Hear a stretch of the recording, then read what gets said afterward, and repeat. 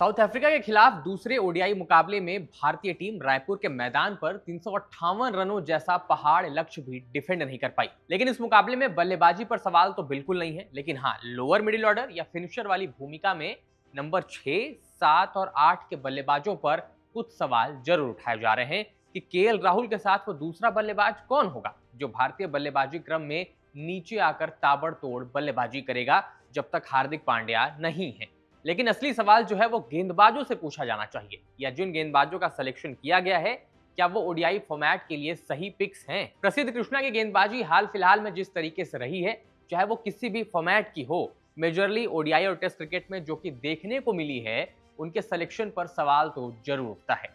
नमस्कार, आप देख रहे हैं खबरगाम, मेरा नाम है अनुभव मिश्रा।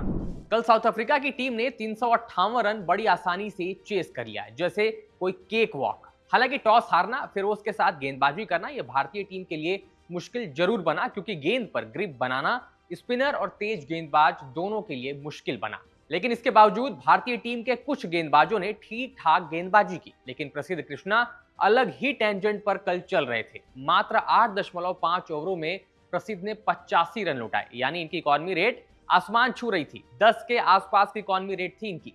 देखिए, जिस तरीके की सतह होती है, गेंदबाज हमेशा अपनी गेंदबाजी को उस हिसाब से ढालते हैं, यानी कंडीशंस के हिसाब से अपने आप को अकोमोडेट करते हैं। कल रायपुर का मैदान लगभग पाटा विकेट था, लेकिन हमने स्लोअर गेंदों पर या स्लो बाउंसर्स पर बल्लेबाजों को थोड़ा परेशान होते हुए भी देखा। यानी अगर जिस गेंदबाज के पास वेरिएशन है, उसके लिए स्ट्राइक पर कुछ तो जरूर था, जो कि हमने अर्शदीप और लगभग हर्षित की भी गेंदबाजी में देखा कि कैसे दोनों मिडिल ओवर्स में वेरिएशंस का इस्तेमाल कर रहे थे, चाहे वो क्रॉस सीम से स्लोअर गेंद डालना हो या स्लो बाउंसर। लेकिन वहीं दूसरी तरफ जब हमने प्रसिद्ध कृष्णा की गेंदबाजी देखी, तो वो इन वेरिएशंस के साथ खेल नहीं पा रहे थे, या उनके वेरिएशंस इतने कारगर नहीं साबित हो रहे थे। हमने एक डिबेट हमेशा सुनी है प्रसिद्ध कृष्णा की गेंदबाजी को लेकर कि वो हिट द डेक वाले गेंदबाज हैं, यानी वो गेंदबाज जिसके पास हाइट है और वो उस हाइट के इस्तेमाल से गेंद को तेज पटक कर बाउंस कराता है। हाइट और बाउंसर गेंद डालने का फिजिक्स बहुत सिंपल है कि जिस गेंदबाज के पास हाइट है, उसकी बॉल का रिलीज पॉइंट भी ऊपर से होगा, यानी जहां से वो गेंदबाज बॉल छोड़ेगा, जिसकी मदद से वो गेंद को थोड़ा पहले ही पटक सकता है, जिससे बाउंस मिलेगा।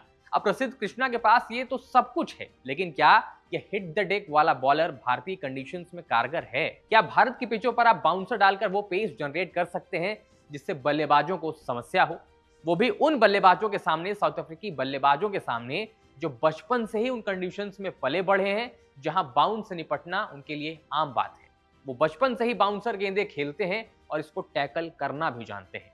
इसमें शक नहीं है कि प्रसिद्ध के पास पेस है, लेकिन भारत की पिचों पर क्या इतनी पेस काफी होगी इन बाउंसर्स के साथ?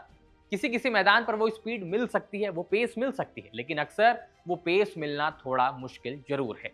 अब प्रसिद्ध को लेकर दूसरी डिबेट इसी शॉर्ट डिलीवरीज वाली उनकी गेंदबाजी से कोरिलेट करती है, जो कई एक्सपर्ट्स ने भी माना है कि प्रसिद्ध कृष्णा की जो लेंथ है उस पर उनको काम करने की जरूरत है। प्रसिद्ध गेंदबाजी करते हुए गुड लेंथ या फुलर लेंथ पर ज्यादा गेंदबाजी नहीं करते हैं, यानी गेंद को वो आगे नहीं डालते जहां से बल्लेबाज को ड्राइव खेलने पर मजबूर करें, जिससे स्लिप कॉर्डन में कैच जाने के चांसेस बने। हालांकि उनकी ये समस्या रेड बॉल क्रिकेट में ज्यादा है, लेकिन व्हाइट बॉल क्रिकेट में जब आपकी तरकश में सारे तीर होने चाहिए, वहां पर प्रसिद्ध कृष्णा शायद थोड़े पीछे रह जाते हैं। और यही एक सबसे बड़ी समस्या जो उनकी व्हाइट बॉल क्रिकेट में गेंदबाजी को लेकर मानी जाती है। लेकिन इसी साल आईपीएल में प्रसिद्ध कृष्णा ने अपनी गेंदबाजी का जलवा भी दिखाया। वो इस साल आईपीएल के पर्पल कैप विनर थे। 15 मैचों में प्रसिद्ध ने 25 विकेट अपने नाम किए थे। और खास बात पता है, इस बार आईपीएल में प्रसिद्ध ने वेरिएशंस भी दिखाई थी। स्लोअर गेंदें डाली, गुड लेंथ पर बॉलिंग भी की, यानी आगे गेंदबाजी और जो पेस और बाउंस इनके पास है, वो तो इनकी सबसे बड़ी ताकत है ही। और यही इनके लिए इस सीजन आईपीएल में काम करके गया। लेकिन इसके तुरंत बाद जब टीम इंडिया 5 टेस्ट मैचों के लिए इंग्लैंड गई, वहां प्रसिद्ध कृष्णा को मौका मिला तो फिर से वही समस्या। पटकी हुई गेंदें, वो भी इंग्लिश कंडीशंस में, जहां आगे पड़ने वाली गेंदें बल्लेबाजों को खूब परेशान करती हैं। इसको लेकर एक बार फिर से वही डिबेट सामने आई कि प्रसिद्ध कृष्णा को इंग्लैंड में टीम की प्लेइंग 11 में मौका क्यों मिल रहा है, जब उनकी गेंदबाजी इन कंडीशंस को सूट नहीं कर रही है। हो सकता है आईपीएल में उनकी लेंथ में बदलाव को देखकर टीम मैनेजमेंट ने यह भरोसा किया हो, लेकिन प्रसिद्ध ने वो कंसिस्टेंसी नहीं दिखाई। और अब इन सब के बाद जब टीम इंडिया अपने घर में मुकाबले खेल रही है और प्रसिद्ध कृष्णा की गेंदबाजी टीम इंडिया के लिए मुश्किलें खड़ी कर रही है, तो इनकी जगह पर सवालिया निशान भी खड़े हो रहे हैं। और एक बार फिर सबको शमी और सिराज की याद आ रही है। सिराज ओडीआई टीम के सेटअप से क्यों बाहर रहते हैं, किसी को नहीं पता। उनको लगातार मौके क्यों नहीं मिल रहे हैं, किसी को नहीं पता। और पूर्व खिलाड़ी इस पर सवाल भी उठा रहे हैं।